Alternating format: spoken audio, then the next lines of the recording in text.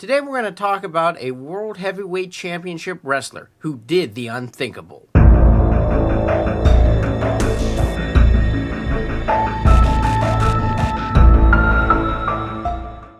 Today we're talking about the infamous Chris Benoit death. Before I go into some of the details, I'm just going to start off by saying that what Chris Benoit partake in, which was professional wrestling, is today considered sports entertainment, and it is staged. It is not fake in terms of physicality. It's incredibly physical, and you have to be incredibly talented to do it well, but I just want to get that out of the way first. So, we're going to get into the backstory of Chris Benoit and then go into the tragic details of the weekend he went mad. So to start off, Chris Benoit was born on May 21st of 1967. He was born in Montreal, Quebec, but he eventually moved and lived most of his childhood in Calgary, Alberta, Canada. Chris was a major wrestling fan from his whole life. In his childhood, he watched Stampede Wrestling, which was a wrestling promotion that was connected to the Hart family, which is very famous in professional wrestling. When Chris turned 18, he actually began training at the Stu Hart Wrestling Academy, otherwise known as the Dungeon. And this has been known as some of the most difficult and treacherous wrestling training you could possibly undergo. Stu was famous for stretching out wannabe tough guys and really inflicting suffering on people. He really wanted to weed out people who weren't serious about this business. Chris had his first match in November of 1985 at just 18 years old. He had traveled all throughout his native Canada and even into Japan to pursue professional wrestling and other parts of the world. In Japan, that's where he met Eddie Guerrero, which became one of his best friends. Eddie Guerrero was also a very famous professional wrestler who also had a tragic death, but there'll be more to come on that later. Chris did have a first wife named Martina, who he had 2 children with, David and Megan, but they eventually divorced in the late 90s. He really got on the radar of most American wrestling fans when he appeared in WCW in 1995. At the time, WCW was the second highest rated wrestling program in the United States. And for a period in the 90s, it actually became the number 1 rated wrestling program in the United States. It was considered the big leagues of professional wrestling. It had stars such as Hulk Hogan, Sting, Randy Savage, Bret Hart. And WCW eventually folded in 2001, and that's a whole kind of strange story in itself. But since basically the mid-1980s, WWE was generally considered the number 1 wrestling program. Chris's friendship with Eddie Guerrero really deepened during his time in WCW. He was also there in WCW, and they were considered smaller guys. So they stood in a land of giants, and they were in this battle together. To give you a reference point, Chris was about 5'9" and 200 pounds. He's really a normal-sized guy, but at the time when he was wrestling and performing, it was a business that was really discriminative against people under 6 feet tall and not buff guys. So Chris tried to get as large of a physique in terms of muscle as possible to compensate his lack of stature. And that brought up issues that we'll get into later on. Chris won over fans in WCW with his hard-hitting style, his athleticism, his passion, his determination. I've been a wrestling fan for a long time, and I've never really seen just someone so passionate about wrestling as Chris Benoit. And Chris Benoit was not a great entertainer. He wasn't the most athletic in terms of doing gymnastic moves. He won over the crowd by just being so technically good, so fundamentally good.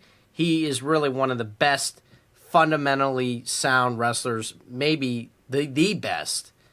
I would probably say the best fundamentally, technically sound wrestler in history.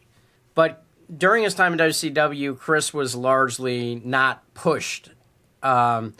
He was a smaller guy, and WCW was known for a lot of politics, a lot of... They even had some of the stars book their own matches, which means they determined who won and lost. And that created issues, and that's largely why WCW folded. The stars had too much power. In 1997, Chris began a relationship with Nancy Sullivan.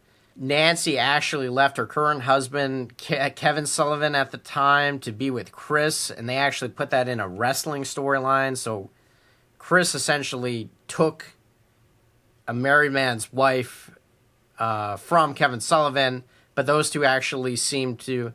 And they actually had a real storyline about this, and they actually wrestled each other.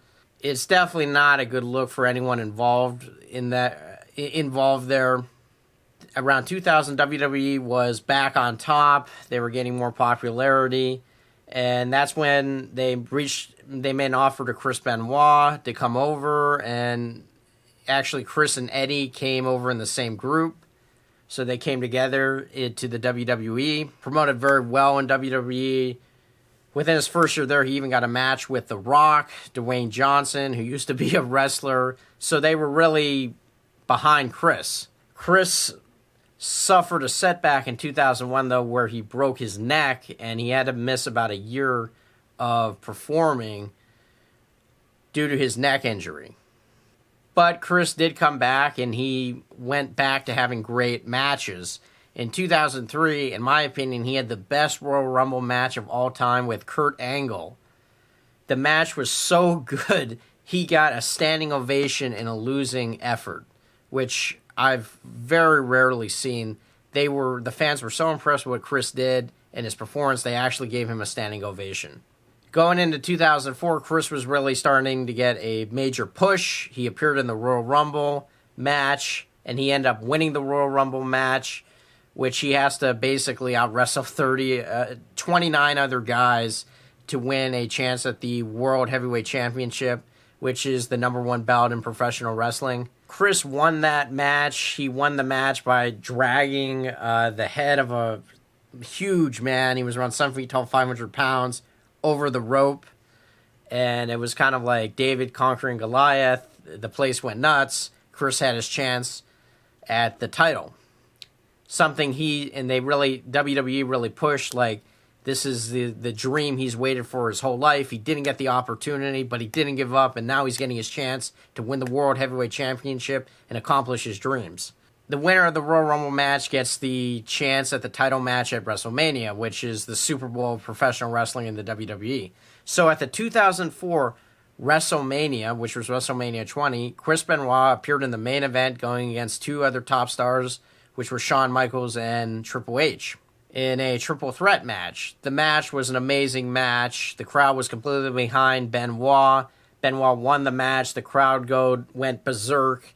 You could tell that the fans really wanted to see Chris win.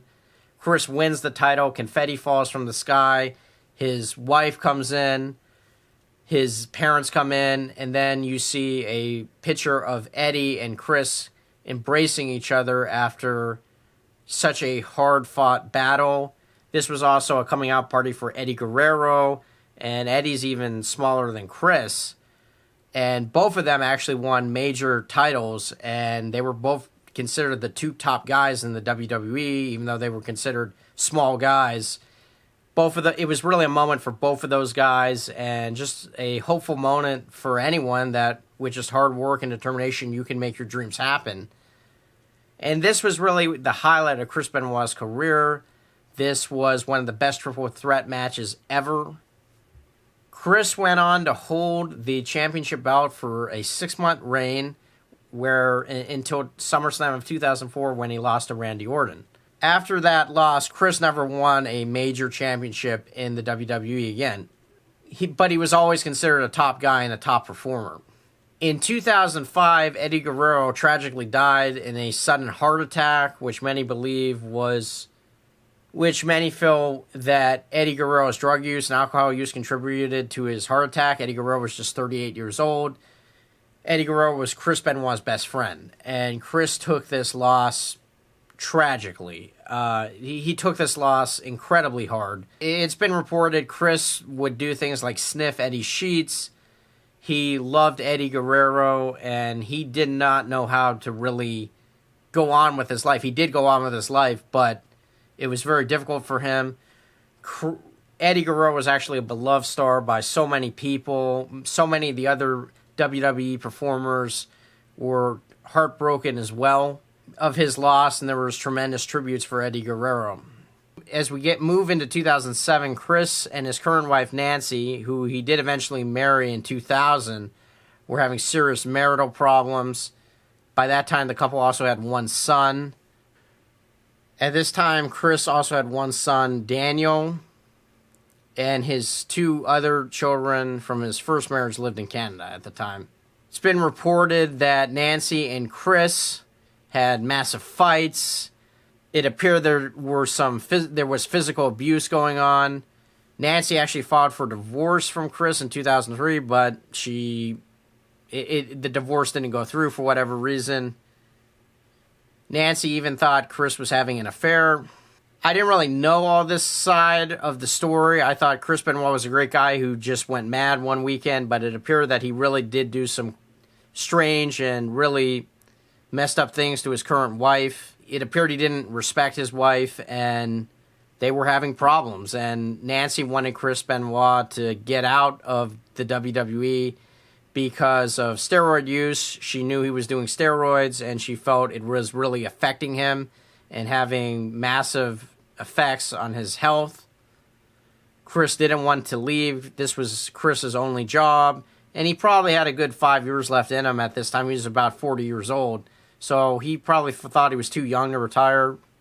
It's a definite fact that Chris Benoit was using steroids. He was using several kinds of steroids and performance-enhancing drugs to increase his muscle mass and his physique. Chris had also lost another friend in Johnny Grunge, who was also another professional wrestler and a close friend of Chris. And Chris had felt he was losing too many friends. There was a lot of deaths in wrestling around 2006, 2007, and Chris was just having a hard time going on. So we get to the weekend of June 23rd, 2005. So we get to the weekend of Saturday, June 23rd, 2005, and this is really where the madness began. Over the course of 48 hours, so on Monday afternoon, the police were called after Chris Benoit did not show up to a major pay-per-view where he was supposed to actually win a smaller title. The police were called to do a wellness check, and it was found out that Chris was killed, his wife was killed, and his son was killed. After some police investigation was done, it was ruled that it was a murder-suicide. Chris had essentially killed his son, Daniel, and his wife, and then himself. It was reported that all three of them had Xanax in their systems, probably as a way to sedate them before killing them. Chris also died in an incredibly violent way, hanging himself from a piece of exercise equipment. I think he literally, had weights and it, came down and it just completely killed him. And this is essentially the most shocking death in professional wrestling, because not only did he die, he killed his entire family. WWE believed initially there was no foul play involved, and they had a episode that night on Monday Night Raw on June 25th, basically highlighting Chris, and they had a bunch of testimonial interviews saying how great of a guy Chris was. And many WWE wrestlers were shocked, and Chris was super beloved, and it was just a tragic circumstances. But by the end of the week, it was pretty clear that Chris did this, and WWE at this point has essentially largely came to the conclusion that Chris went mad, but they really haven't taken any responsibility for it, from the outside it appears, and they've largely removed Chris from any kind of archival footage. They still have him, but in the archival footage they do still have him, but they don't mention him. They don't promote him in any archival footage, essentially. So it's a sad situation no matter what way you look at it, and Chris Benoit was so beloved by so many fans. I felt he was one of the best wrestlers ever, and I was a big fan of his wrestling ability. Obviously not the person who did these tragic acts. There was a lot of independent investigation being done to try to find out what happened, and I'm just going to kind of read off of this fact I found online, and this kind of sums up everything really well. After the double murder-suicide, former wrestler Christopher Nowinski contacted Michael Benoit, which was Chris's father, suggesting that the years of trauma to his son's brain may have led to these actions. Tests were conducted on the Benoit brain by Julian Bales, the head of neurosurgery at West Virginia University, and results showed that Benoit's brain was so severely damaged that it resembled the brain of an 85-year-old Alzheimer's patient. He was reported to have had an advanced form of dementia similar to the brains of former NFL players who had multiple concussions, sank into depression, and harmed themselves or others. Bales and his colleagues concluded that repeated concussions can lead to dementia, which contribute to severe behavioral problems.